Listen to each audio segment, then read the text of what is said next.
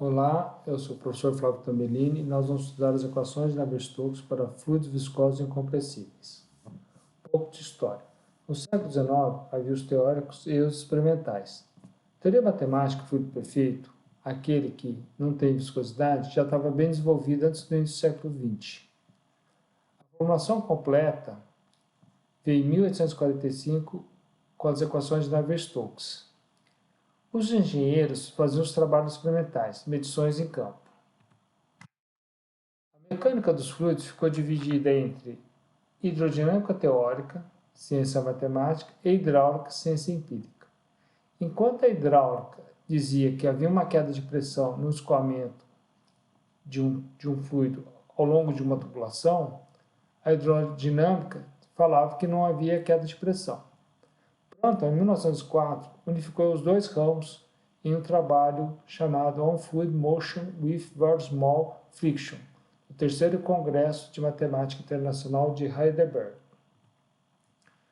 Aqui nós temos uma placa plana, um escoamento aqui à esquerda uniforme. Conforme esse escoamento vai passando pela placa, há o desenvolvimento de uma camada limite, em que fora da camada limite, esse escoamento continua igual era antes, mas dentro da camada limite há uma variação da velocidade. Então, aqui, as forças viscosas influenciam no desenvolvimento dessa camada limite e nesse perfil de velocidade. Antes de falarmos das equações de Navier-Stokes, vamos falar sobre a formulação integral da equação da quantidade de movimento linear. Tá? Nós temos que a soma das forças que atuam no volume de controle é igual à taxa de variação da quantidade de movimento linear dentro do volume de controle, mais a taxa de saída de quantidade de movimento linear deste volume de controle, através da superfície de controle, claro. A formulação diferencial é a soma das forças que atuam no volume de controle por unidade de volume é igual à densidade vezes a derivada total da velocidade em relação ao tempo. Aqui nós temos as componentes da equação da quantidade de movimento linear na direção x, relacionado com a velocidade u, na direção y, relacionado com a velocidade v, e na direção z, relacionado com a velocidade w. Nas equações de Navier-Stokes, nós vamos ter as tensões normais, que estão relacionadas com as forças de pressão estática, as tensões tangenciais, relacionadas com as forças viscosas, e a aceleração da gravidade, relacionada com as forças volumétricas. Aqui nós temos um elemento de fluido, tá? E nós temos as tensões normais e as tensões tangenciais. Esse tal ZZ é uma tensão normal, que está na direção do eixo Z, perpendicular ao plano XY. Essa tensão tal ZY, o primeiro índice Z significa que ele está perpendicular ao eixo Z e na direção Y. E o tal Zx significa que está perpendicular ao eixo Z e está na direção X. Para não ficar muito enfadonho, eu vou passar à frente e as outras denominações são todas semelhantes. Tá? E aqui nós temos a aceleração da gravidade numa direção qualquer. Muito bem.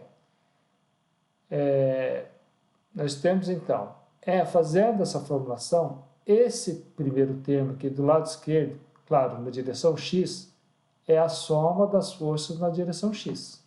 Então nós temos as forças devido à gravidade, devido ao peso, nós temos as componentes das tensões na direção x, normal, né, na direção x, essa aqui é uma tensão normal, e essas outras duas, tal YX e tal ZX, são tensões tangenciais.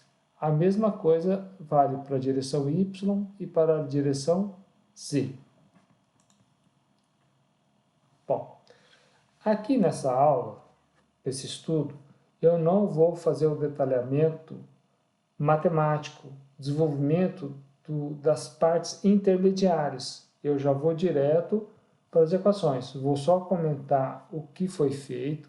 Então, ó, o que aconteceu? Nós utilizamos uma relação entre tensão e deformação para um fluido incompressível e com viscosidade constante.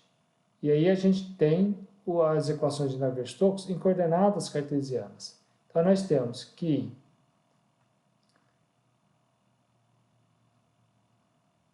a soma das forças na direção x, ou a taxa da quantidade de movimento linear na direção x, é igual às forças gravitacionais menos as forças devido à pressão. E aqui, o último termo são as forças viscosas.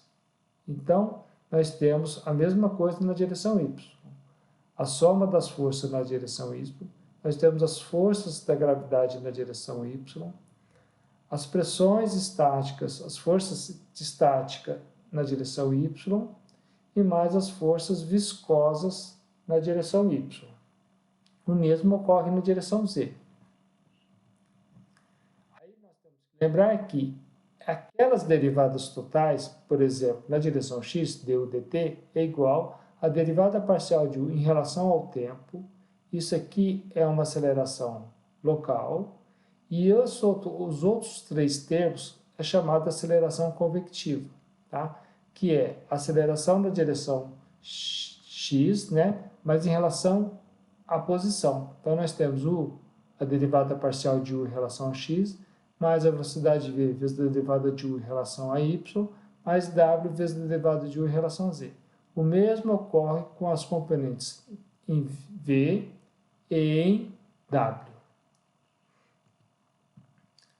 Aqui nós temos a equação de Navier-Stokes em coordenadas cartesianas na direção x. Então, aqui é aquele primeiro termo, a soma das forças, que é igual a isso aqui tudo, ou seja, a densidade vezes a aceleração, tá? Que é igual a componente da força devido à gravidade, devido à pressão e as tensões cisalhantes. Vai tudo na direção x. Tá? Aqui, o segundo, nós temos a equação de Navier-Stokes em coordenadas cartesianas, né, na direção y, e a última aqui na direção z. Então, aí, está tudo aqui explicado. Né? O primeiro termo, que é a força sobre o elemento de fluido, por unidade de volume, ou taxa da quantidade de movimento linear. O segundo termo, a força gravitacional por unidade de volume, a força devido à pressão, e o quarto, a força viscosa, cisalhamento por unidade de volume, tudo por unidade de volume. Voltando, então, ó, a força, a soma das forças, ó, a taxa da quantidade de movimento linear, a força devido à gravidade, a força devido à pressão e a força viscosa.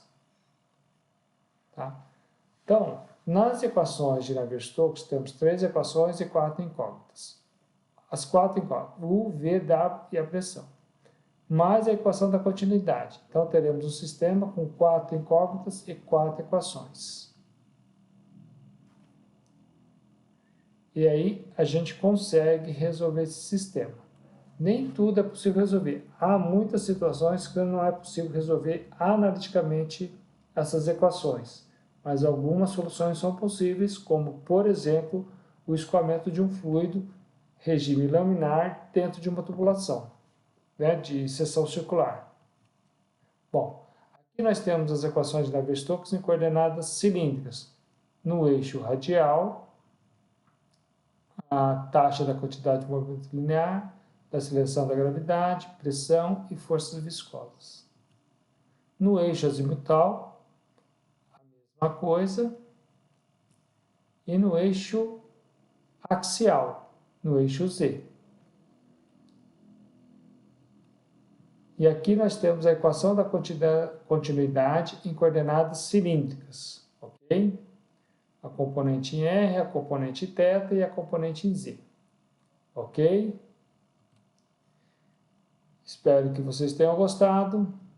Qualquer coisa, mande a sua dúvida.